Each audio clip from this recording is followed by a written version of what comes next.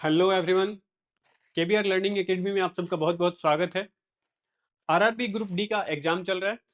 यह 27 नवंबर से शुरू है और 16 जनवरी तक लगभग चलेगा। इस एग्जाम में आप सब अच्छा स्कोर कर सके, हमारी ये शुभकामनाएं तो हैं ही। हम अपना सहयोग भी आप सभी के लिए करना चाहते हैं, तो इसके लिए हम प्रीवियस ईयर के जो क्वेश्चंस हैं उनमें से रीजनिंग के कुछ क्वेश्चंस को आपके लिए सॉल्व करेंगे कॉन्सेप्चुअल क्लैरिटी के साथ। आप लोग पेन और पेपर लेके बैठेंगे, सॉल्व करने का प्रयास करेंगे और साथ में ये देखेंगे कि आपका जो कॉन्सेप्ट है उसके साथ एक्यूरेसी कितना है।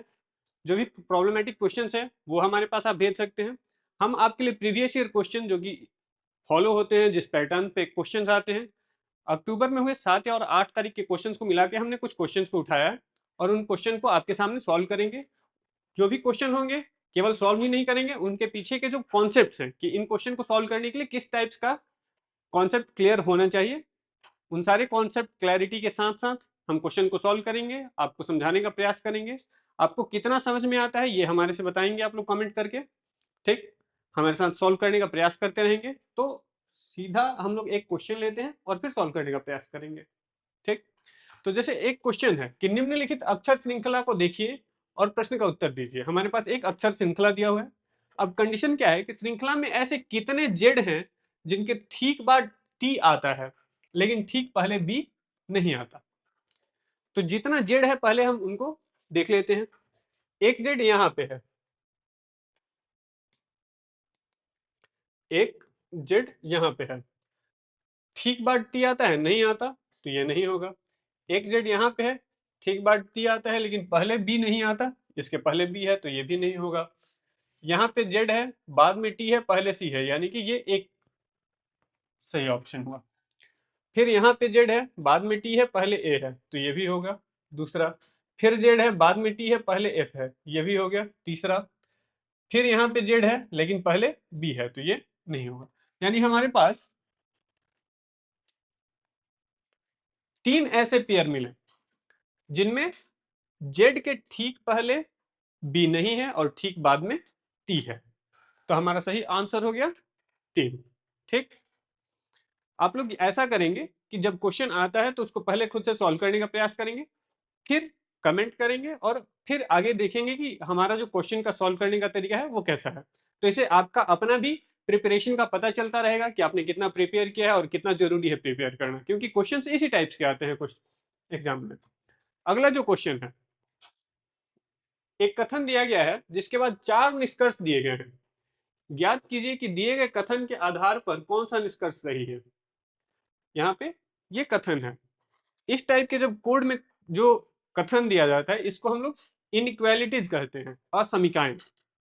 तो हमारे पास क्या है, L less than equal to H equal to P, greater than O greater than D, greater than equal to S equal to U. अब इसमें ये जो 4 निष्कर्ष दिए हुए हैं कि L less than equal to P है, U greater than equal to D है, एल ग्रेटर देन डी है और एल ग्रेटर देन ओ है।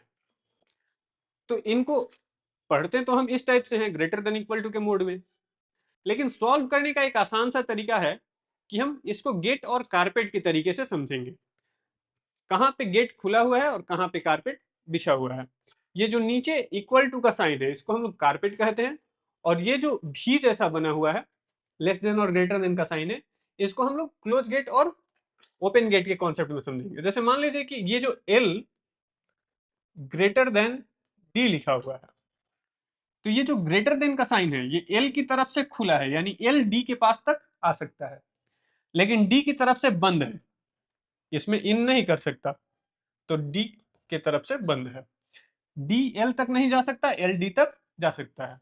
तो इसी टाइप से हम यूज करते हैं। जैसे पहला ये जो है L less than equal to P, यानी पी को एल के पास पहुंचाना है, वो भी कारपेट पे चढ़ा के।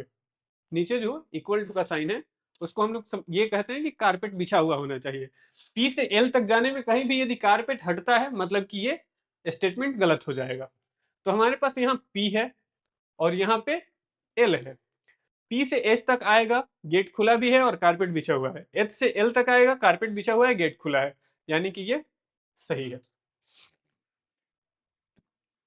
यू को डी तक पहुंचाना है, वो भी कारपेट पे बिछा के।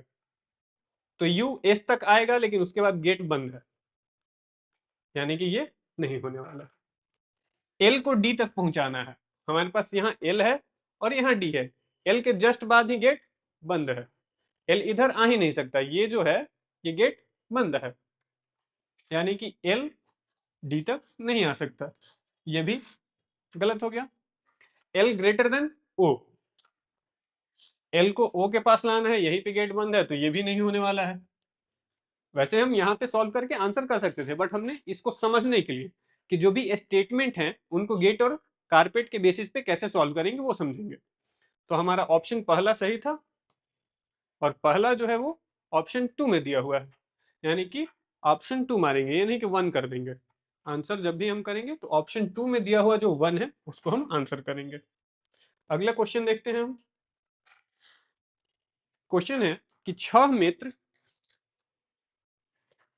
वृत्ताकार मेज के चारों ओर केंद्र के सम्मुख बैठे हुए। गैब्रियल सुचिता के दाएं ओर दूसरे स्थान पर है।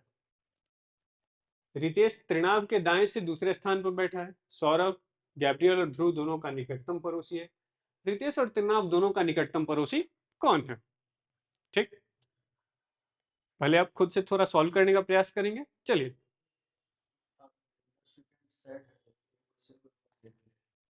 हाँ, यदि क्वेश्चन देखने में प्रॉब्लम हो रही है तो आप एक बार पूरा का पूरा क्वेश्चन देख लें, ठीक से समझ लें इसको और सॉल्व करने का प्रयास करें।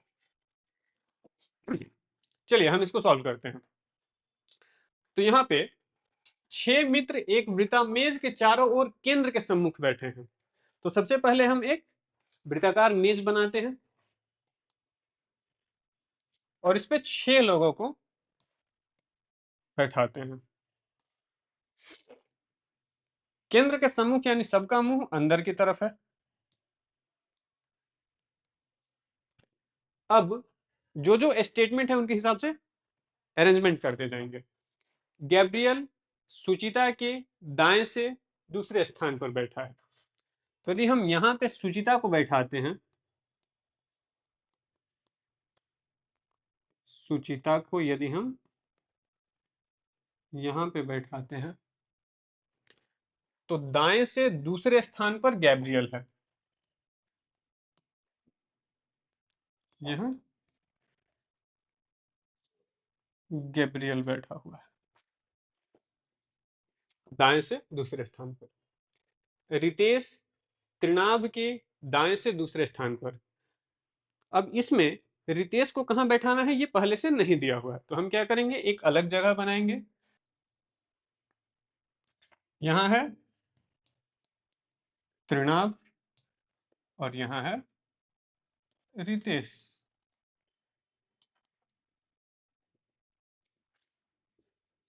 रितेश त्रिनाभ के दाएं से दूसरे स्थान पर बैठा है। सौरभ गैब्रियल और ध्रुव दोनों का निकटतम पड़ोसी है। ठीक, सौरभ जो है गैब्रियल का और ध्रुव का, तो गैब्रियल और ध्रुव का निकटतम पड़ोसी होने के लिए सौरभ को इधर, तो ध्रुव यदि हम सौरभ को यहां बैठाते हैं, ठीक से समझिए, तो गैब्रियल और ध्रुव के बीच का निकटतम पड़ोसी होना चाहिए, यानी कि यहां तो बैठा नहीं सकते, तो फिर हम बैठाएंगे सौरभ को यहां पे। गैब्रियल और ध्रुव दोनों का निकटतम पड़ोसी हो गया सौरभ। ठीक, अब बच गया ये दो जगह, तो यहां पे हम रखेंगे त्रिनाभ को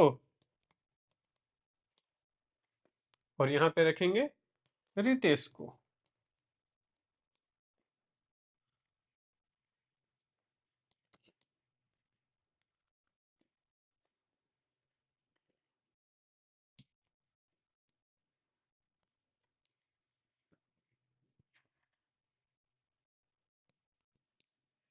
यहाँ है त्रिनाभ और यहाँ है रितेश।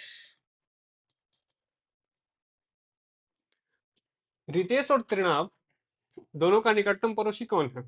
तो त्रिनाभ और रितेश दोनों के बीच में निकटतम पड़ोसी के रूप में हमारे पास सुचिता है, तो हमारा सही आंसर हो जाएगा सुचिता। समझ रहे हैं? जब भी क्वेश्चन होगा, जितने लोगों के लिए अरेंजमेंट का जगह दिया गया है उतने लोगों का जगह बनाएंगे पहले, फिर जो जो स्टेटमेंट पहले से फिट होता जा रहा है उनको फिट करेंगे। जिनके लिए हमको कॉन्टेक्स्ट नहीं मिलेगा कि कहाँ पे इनको सेट करना है, उनके लिए अलग जगह बना के उनको बैठा लेंगे, और फिर जब किसी के साथ कॉन्टेक्स्ट मिलेगा उसको वहां पे सेट करना है। जैसे हमारे पास त्रिनाभ और रितेश के बारे में स्टेटमेंट तो पहले दिया है कि रितेश त्रिनाभ के दाएं से दूसरे स्थान पर है, लेकिन यहाँ पे कहाँ पे बैठाना था वो नहीं पता, तो हमने इनको अलग बैठा के रखा कि त्रिनाभ और रितेश के बीच में एक आदमी का गैप होना चाहिए, जहां भी सेट करेंगे वैसे ही सेट करेंगे। जब हमने सबको बैठा लिया तो बस ये दो जगह बचे हुए थे, यहाँ पे हमने त्रिनाभ और रितेश को सेट कर दिया, हमारा पूरा का पूरा सेटिंग अरेंजमेंट पूरा हुआ। अब जो भी क्वेश्चन आएगा कि किसके बीच में कौन बैठा हुआ है, हम आसानी से उसका आंसर कर सकते हैं। ठीक, बढ़ते हैं अगले क्वेश्चन की तरफ। एक बार आप लोग क्वेश्चन देख लेंगे। यदि प्लस का अर्थ मल्टीप्लीकेशन यानी जोड़ का अर्थ गुना, घटाव का अर्थ भाग, गुना का अर्थ घटाव और भाग का अर्थ जोड़ है, तो निम्नलिखित समीकरण के में प्रश्नवाचक चिन्ह के स्थान पर क्या आएगा? दिया हुआ है, जो जो साइन है उसको हम चेंज कर देंगे जो भी बोला गया उसके अनुसार। ठीक, तो देखते हैं इसका आंसर क्या होना चाहिए। प्लस का अर्थ गुना, तो हमारे पास क्वेश्चन में दिया है 9 जोड़ 7 भागा 8 माइनस 4 गुने 2 बराबर 5। तो जहां प्लस है वहां पे गुना करेंगे, यानी 9 गुने 7 भाग की जगह पे प्लस 8 भाग की जगह माइनस की जगह पे भाग और गुना की जगह पे घटाओ।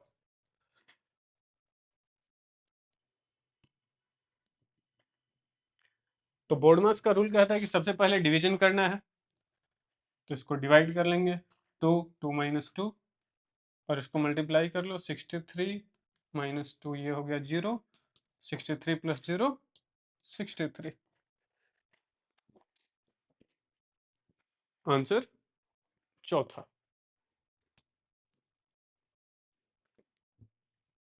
ठीक, बढ़ते हैं अगले क्वेश्चन की तरफ। ये क्वेश्चन सामने है आपके। यदि y 196 से रिलेटेड है, y इज रिलेटेड टू 196 और 196 784 से रिलेटेड है, दोनों के बीच में रूल वही है जो भी रहा, तो y का मान क्या है? तो देखते हैं, एक के लिए तो दिया हुआ है, 196 के साथ क्या किया गया कि 784 हो, 4 से गुना। यदि 196 को हम 4 से गुना कर लें तो 784 हो जाएगा। किसको 4 से गुना करें कि 196 हो जाए, यानी इसको 4 से भाग दे देंगे, हमारे पास आंसर हो जाएगा 49। ठीक, इसको हम रेशियो एंड प्रोपोर्शन पे भी कर सकते हैं कि y by 196 is equal to 196 by 784, फिर क्रॉस मल्टीप्लीकेशन करेंगे या फिर ऐसे भी कर सकते हैं कि यहाँ 1 ये 4, तो 4y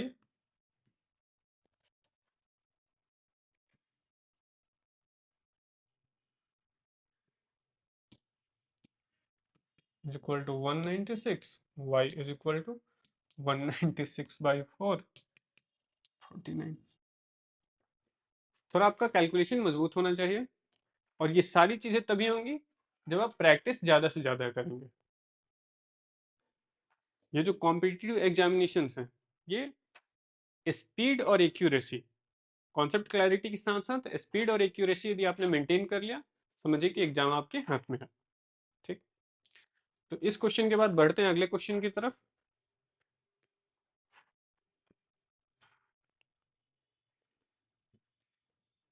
यदि शब्द ब्राइट के प्रत्येक अक्षर को वर्णमाला क्रम में व्यवस्थित किया जाए तो कितने अक्षरों की स्थिति अपरिवर्तित रहेगी?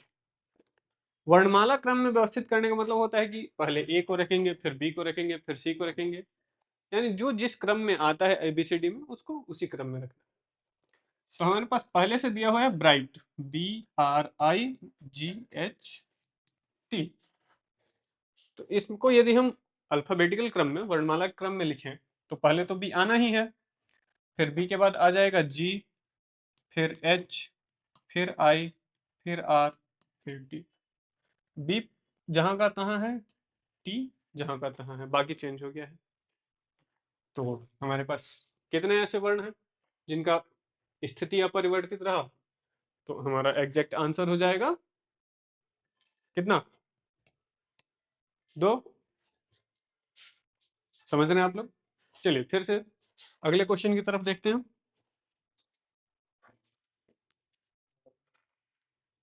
ए, बी, सी, डी, ई और एफ एक ही इमारत की 6 अलग अलग मंजिलों पर रहते हैं। इमारत के सबसे निचली मंजिल को 1, ऊपर वाले मंजिल को 2 और इसी तरह सबसे ऊपरी मंजिल को 6 संख्यांकित किया गया है।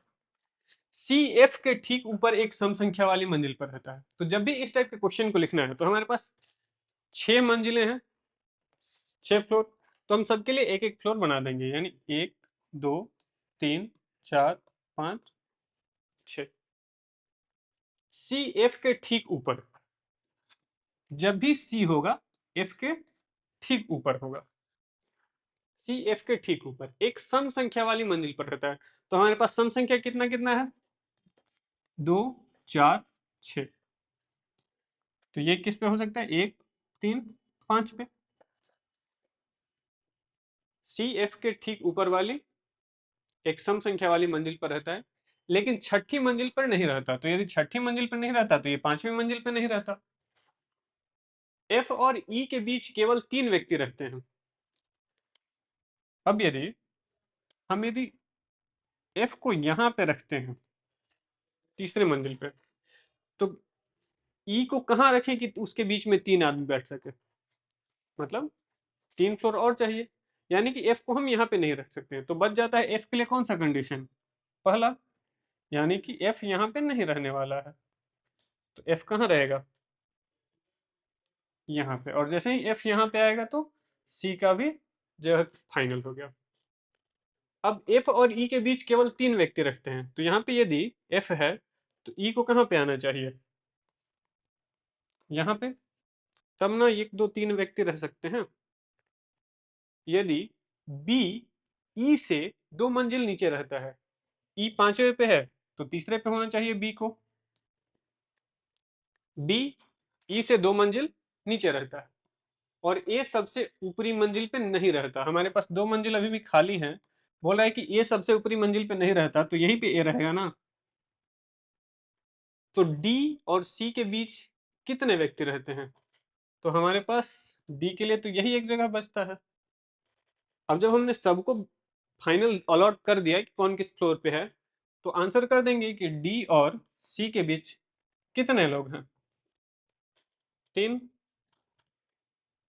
समझ रहे हैं आप? तो जैसे जैसे क्वेश्चन कहता है उसके हिसाब से हम सिचुएशन बनाएंगे, उसको अरेंज करते जाएंगे। इस तरीके से रैंकिंग और ऑर्डर के क्वेश्चन को सॉल्व किया जाता है। हमेशा कंडीशंस जितने भी हो सकते हैं उनको दिमाग में लेके चलना है। यदि हम पहले ही 3 पे या 5 पे किसी एफ में से किसी को बैठा चुके होते तो फिर सॉल्व करना मुश्किल हो जाता है। तो जो जो कहेगा उसको मानेंगे, और जितने पॉसिबिलिटीज हो सकते हैं कि किसको कहाँ पे बैठाया जा सकता है उसको हम देखेंगे। बढ़ते हैं अगले क्वेश्चन की तरफ। ये फिर हमारे पास एक इनइक्वालिटीज का क्वेश्चन है। इसको आप लोग पहले खुद से सॉल्व करने का प्रयास करें।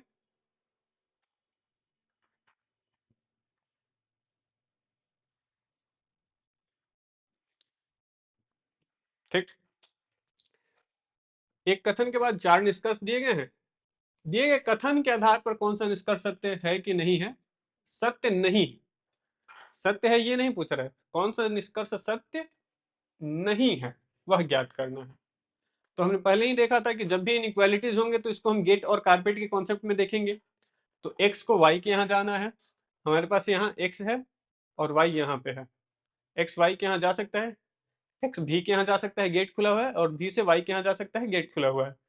ये यहाँ भी गेट खुला है और ये जो है गेट खुला हुआ है, यानी x जो है वो y के यहाँ जा सकता है। तो ये पहला सही हो गया। l कारपेट पे होते हुए भी के यहाँ जा सकता है, l को जाना है भी के यहाँ,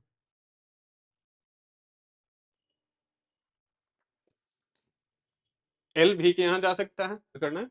फिर देखते हैं एक्स एक यहाँ जा सकता है कि नहीं, तो एक्स एक यहाँ नहीं जा सकता क्योंकि गेट बंद है, ये गलत है। और ए एच के यहाँ जा सकता है कि नहीं, ए एच के यहाँ जा सकता है, ये भी सही है। तो हमारे पास एक दो और चार तो सही मिल गए, नहीं है वाले कॉन्सेप्ट को केवल ये फुलफिल कर रहा है, यानी कि सही आंसर हमारा हो गया 3। बढ़ते हैं अगले क्वेश्चन की तरफ। दिए गए लेटर क्लस्टर पेयर्स में पहला लेटर क्लस्टर एक खास लॉजिक के हिसाब से दूसरे लेटर क्लस्टर से जुड़ा है। दिए गए पेयर्स को ध्यान से पढ़ें और दिए गए ऑप्शन में से उस पेयर को चुनें जो उसी लॉजिक को फॉलो करता है। जैसे यहाँ पे एक FLM है, उसके लिए एक पेयर दे रखा है, और MLK है, इसके लिए भी एक पेयर दे रखा है। तो देखते हैं कि इनके बीच में रिलेशन क्या है। ठीक, यदि F, L और M को लिया जाए तो इनके कोड के हिसाब से F6 पे है, L12 पे, M13 पे। यदि AGH को देखा जाए तो A1 पे है, G7 पे, H8 पे। 6 से 1 में -5 हुआ है, 12 से 7 में -5 हुआ है, 13 से 8 में भी -5 हुआ है, यानी सब में -5 किया गया। यदि दूसरा वाला पेयर देखते हैं MLK HGF, MLK HGF, M कितने नंबर पे है, 13 पे, L12 पे कि 11 पे, 8 7 6, 13 -5 8, 12 -5 7, 11 -5 6, यानी यहाँ भी कोड वही है। यानी जब हम लॉजिक समझ गए कि जो भी लेटर है उसमें से 5 माइनस कर देना, यानी 5 पहले के बाद जो लेटर है उनको यूज करना है। तो अब इनमें देखते हैं कि कौन उस लॉजिक को फॉलो करता है। ठीक, जैसे पहला T 20 पे, P 16 पे, तो यदि ये 20 है और ये 16 है, 5 का डिफरेंस तो नहीं है, यानी कि ये नहीं हो सकता। R18 पे, M13 पे 5 का डिफरेंस है, 18 और 13 5 का डिफरेंस, 21 16 ये भी 5 का डिफरेंस, G7 B2 ये भी 5 का डिफरेंस, यानी ये हमारा सही है। फिर भी जो बचे हुए ऑप्शन है उनको भी देख लेते हैं। F6 A1 5 का डिफरेंस, I9 C3 6 का डिफरेंस हो गया, ये नहीं होने वाला है। और यदि MA, ये नीचे वाला जो ऑप्शन है वो ठीक से दिख नहीं रहा है, चलिए हम दूसरा क्वेश्चन लेते हैं।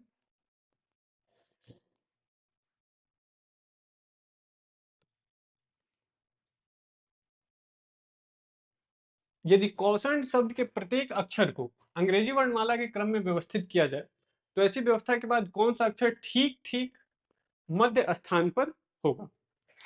तो जो कॉन्सोनेंट शब्द है उसको लिखते हैं हम CAUTIONED। ठीक, और इसके बाद इसको अंग्रेजी वर्णमाला के क्रम में व्यवस्थित करना है, यानी पहले A फिर B फिर C, इस तरीके से। तो हमें सबसे पहले मिलेगा A, फिर C, फिर D, फिर E, उसके बाद I, उसके बाद N,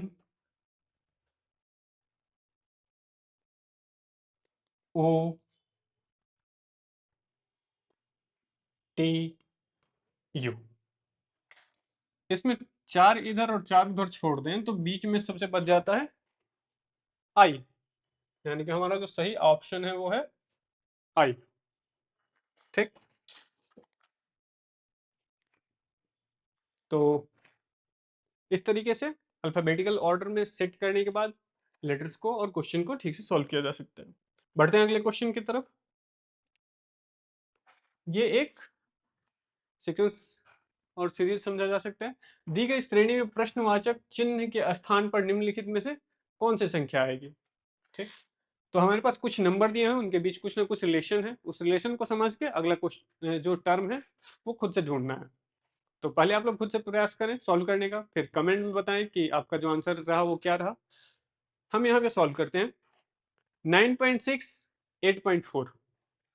तो यहाँ पे किया क्या गया, 1.2 का डिफरेंस हुआ तो 9.6, और इसमें से माइनस हुआ 1.2।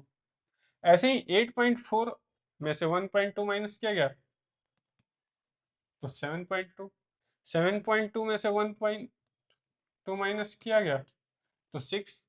अब 6 में से यदि 1.2 माइनस कर लें तो आता है हमारा 4.8। यदि जिनको भी डेसिमल के सब्ट्रैक्शन मल्टीप्लिकेशन में प्रॉब्लम होता है उनको ऐसा समझ लीजिए कि 6 जो है वो 6.0 है और इसमें से हमने माइनस कर लिया 1.2, तो 10 माइनस 2 8, 5 माइनस 1 4।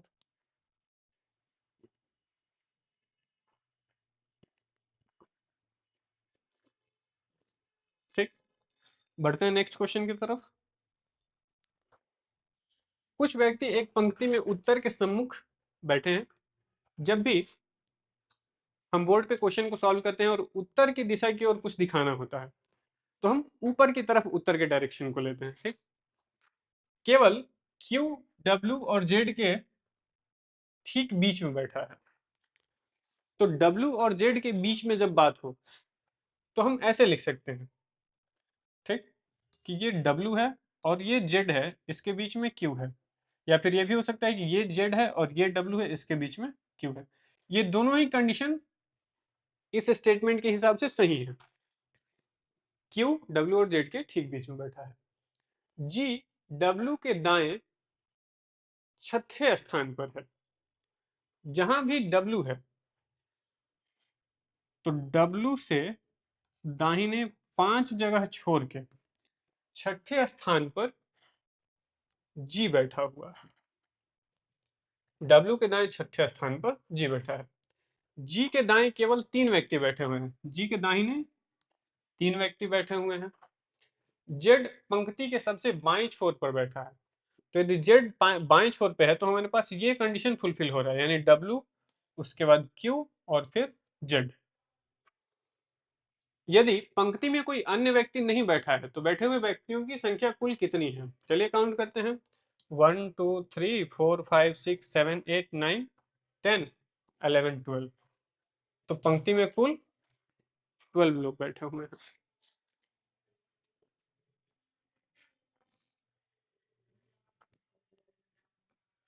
एक विशेष कूट भाषा में, कोड लैंग्वेज में, ब्लेम को इस तरीके से लिखा जाता है। तो यहाँ पे जब परसेंटेज, स्पेसिफिक सिंबल यूज किया जाए, डेल्टा, @ तो हम क्या करते हैं कि आमने सामने देखते हैं कि कौन किसके लिए यूज हुआ है। जैसे कि हमारे पास जो ब्लेम है, BLAME, ब्लेम के लिए हमारे पास है 4%, 5, @2। और मीडिया को MEDIA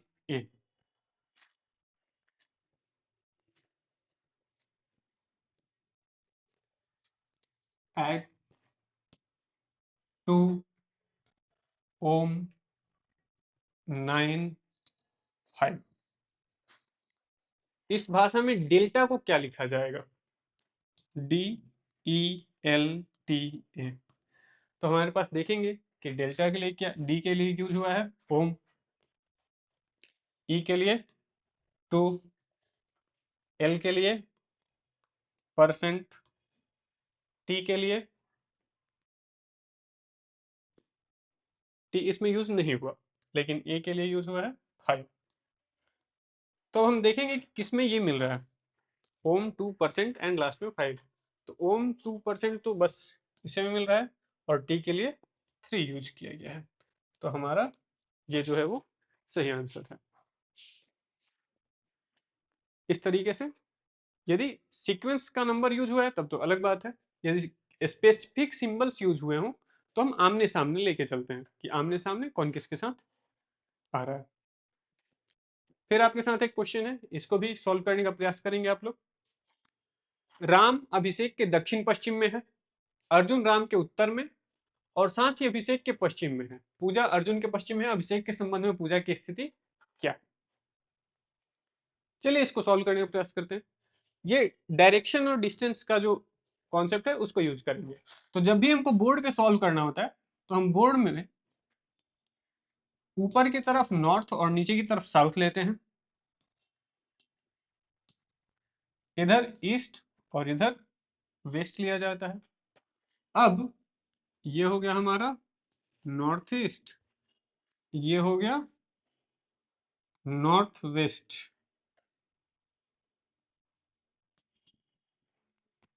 ये हो गया साउथ वेस्ट और ये हो गया साउथ ईस्ट। अब जो जो स्टेटमेंट है उनके हिसाब से हम अरेंज करते जाएंगे। अर्जुन राम अभिषेक के दक्षिण पश्चिम में है। दक्षिण पश्चिम इसको कहते हैं साउथ वेस्ट। ये दक्षिण हुआ और ये पश्चिम हुआ, तो दक्षिण पश्चिम। ये कौन है दक्षिण पश्चिम में? राम है। किसके? अभिषेक के। यानी जहां भी अभिषेक है वहां से दक्षिण पश्चिम में राम है। ठीक, समझ रहे हैं आप? अभिषेक के दक्षिण पश्चिम में हमने राम को स्टेब्लिश किया। अर्जुन राम के उत्तर में है, तो उत्तर ऊपर की तरफ होगा, तो राम के उत्तर में हमने अर्जुन को रखा। और साथ ही अभिषेक के पश्चिम में है, तो जहां अभिषेक है उससे पश्चिम ये हो गया। तो दोनों ही कंडीशन को फॉलो करते हुए हमने अर्जुन को यहां पे रख लिया कि अर्जुन राम के उत्तर में है और अभिषेक के पश्चिम में है। पूजा अर्जुन के पश्चिम में है, अर्जुन से भी पश्चिम में है पूजा। अभिषेक के संबंध में पूजा की स्थिति क्या है? अभिषेक से देखा जाए तो पूजा किधर है? ये जो लाइन हमारा आ रहा है वेस्ट की तरफ आ रहा है, वेस्ट यानी पश्चिम, तो सही आंसर हमारा हो जाएगा पश्चिम। ठीक, ऐसे ही डायरेक्शन और डिस्टेंस के जितने भी क्वेश्चंस होते हैं उनको सॉल्व करने के लिए हम ये देखते हैं कि कहां से और किसके लिए डायरेक्शन की बात की जा रही है। जैसे राम जो है अभिषेक के दक्षिण पश्चिम में है, यही यदि हम थोड़ा सा पढ़ने में गलती करें, राम के दक्षिण पश्चिम में अभिषेक को कर दे, तो सारा का सारा कॉन्सेप्ट मतलब कि क्वेश्चन ही गलत हो जाएगा। तो इसलिए इस टाइप के क्वेश्चन जब भी मिले तो ये ध्यान से समझें कि किसके सापेक्ष किसके डायरेक्शन की बात की जा रही है। जैसे यहाँ राम अभिषेक के दक्षिण पश्चिम में है, अर्जुन राम के उत्तर में और साथ ही अभिषेक के पश्चिम में है। इस तरीके से फिर से मिलेंगे हम लोग और आगे की क्लास में और भी क्वेश्चंस के साथ, कॉन्सेप्ट के साथ। आपके लिए क्लैरिटी और स्पीड को बढ़ाने के लिए हम लोग अपनी तरफ से हर प्रयास कर रहे हैं। आप भी सॉल्व करें और अपने एग्जाम में फाइनल टच दें, धार दें और प्रैक्टिस करते रहें। बहुत बहुत शुभकामनाएं। धन्यवाद।